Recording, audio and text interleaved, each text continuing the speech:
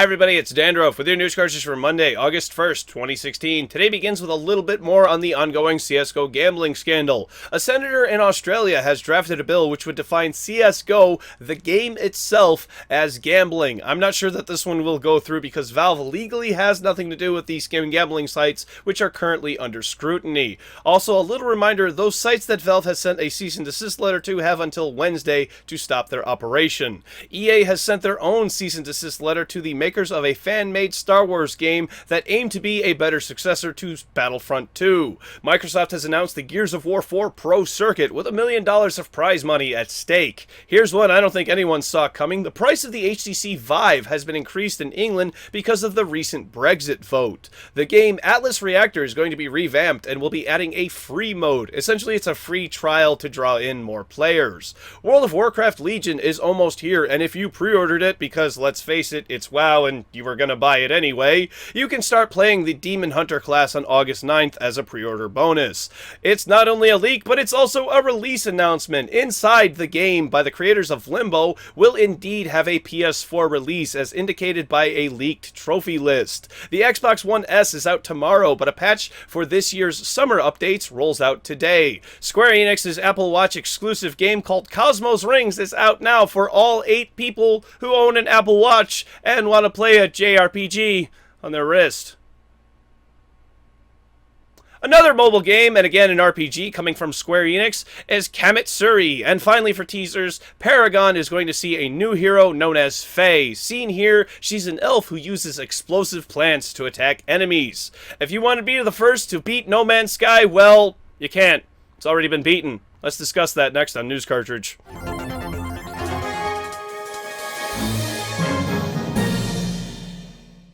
Reddit user Damien, who is included in Friday's episode, has purchased No Man's Sky, claims to have beat it already, and has done so in less than 30 hours. Now, a couple of things. I've gone over his Reddit comments to see exactly what he thinks of the game, and the outlook is rather gray. Damien claims that there is life on every planet, and both of these points conflict with what the developers of No Man's Sky have previously told us. It was said it would take hundreds of hours to reach the center of the universe, and not all planets would have something on them, but it turns out if you look hard enough, you'll find something. I am okay with the second one more so than I am the first one. Finding something on every planet, while unrealistic, seems like it would make for better gameplay. However, I am a little concerned about the game's 30 hours to reach the finale. It should be noted that while Damien claims to have reached the center, he has not said what is there as to not completely spoil it for everyone. One thing he did mention was the game is not over once you do reach the center. The whole ordeal makes me feel an array of emotion. I'm happy because we finally have an unfiltered look at the game. I'm jealous because it's not me playing it right now. I'm anxious to play it. I'm sad because by his reports and some of the screenshots, it's not the game that didn't deliver. And I'm also really angry because of that too.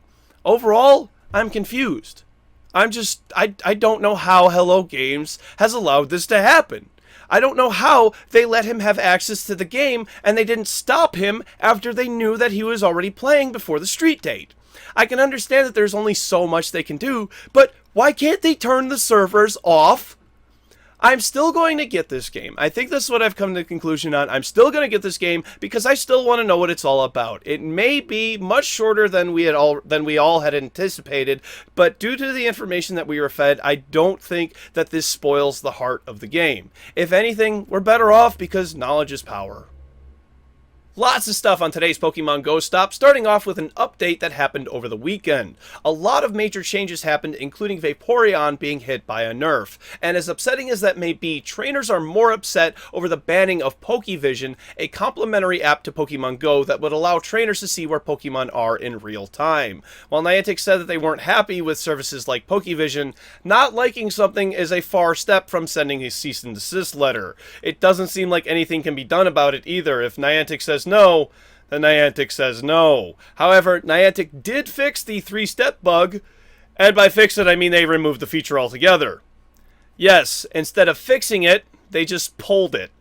This has caused many trainers to request refunds for spent Pokecoins, many of them actually receiving the money too. Niantic says future updates will take into consideration showing more respect to real-world locations. So hopefully this means the cemetery by my house is no longer the best place for Pokestops. In other news, the creator of Pokemon Go, John Henke, has talked about sponsored locations and says even though it may lead you to places like McDonald's, the goal is to not disrupt the overall flow of the game. Meanwhile, Hank's Twitter account has been hacked by the group called Our Mine. His account since has been restored. And some Russian officials think that Pokemon Go should, well, go. And even though the game hasn't released in Russia yet, people are claiming that others will be disconnected from reality and not pay attention while crossing streets. Let's shift gears to VG247. They have a guide on how to get Pikachu as your starter Pokemon. It involves ignoring the initial choice of Charmander, Bulbasaur, and Squirtle until eventually Pikachu appears. Find a link on exactly how to get Pikachu in the description down below, as well as links for sources for all of today's stories. In other Pokemon news, you can pick the legendary Pokemon Arceus up from GameStop right now. A bunch of new Pokemon from the upcoming Pokemon Sun and Moon were released today, along with a few of the mechanics, including Z moves and some of the new evolutionary forms called Alola forms. In final Pokemon news, another Pokemon accessory is coming. This one is a bracelet which lights up and vibrates whenever a new Z move is activated. Are you excited for the new Pokemon Sun and Moon? Let me know in the comment section down below. Today's Quick Spot is a rather hilarious misprint and follows last week's instance of, well, shit happens. The game Gun Gal Double Piece has been rated by the ESRB for sexual content. The rating is M for mature on the front, and E for everyone on the back. Of course, due to its sexual themes, the back is the one that is misprinted. Also, an update on the reason Gun Gal was pulled from EB Games' shelves in Australia. The game's mature rating and projected sales figures just didn't make sense for the company to carry it. However, anyone who did pre-order the game will still receive their copy. Finally today, we're just going to talk about an interesting game with what I think is an interesting mechanic. There's been a lot of controversial stuff going on lately, CSGO gambling, and while I think it's really important to cover all that, I think it's just as important to take a break, relax, and have a little bit of fun. Lazarus is a free-to-play game that classifies itself as a roguelike shmup, but it's also an MMO. Gamers play on a 2D map with resources spread around it. Every week, the game does a total reset, which is where the roguelike element is. I think that this is a really cool mechanic, and it's a really good idea. Somewhat similar to the game The Flock, which had an interesting mechanic surrounding deaths in the game. However, where The Flock fell short, I don't believe this game will suffer the same fate. It seems to be a little bit more reasonable because unlike The Flock, this game doesn't have a defined lifespan. What do you think of this mechanic, and would you play a game that resets every week? Let me know in the comment section down below.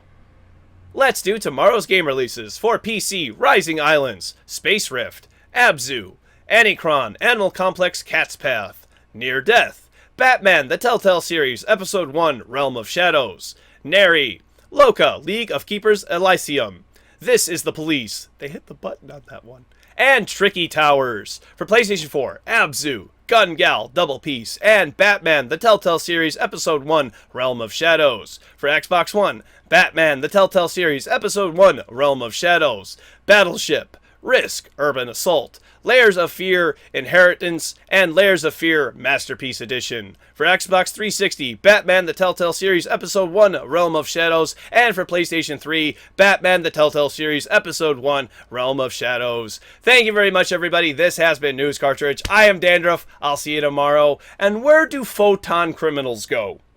To prison.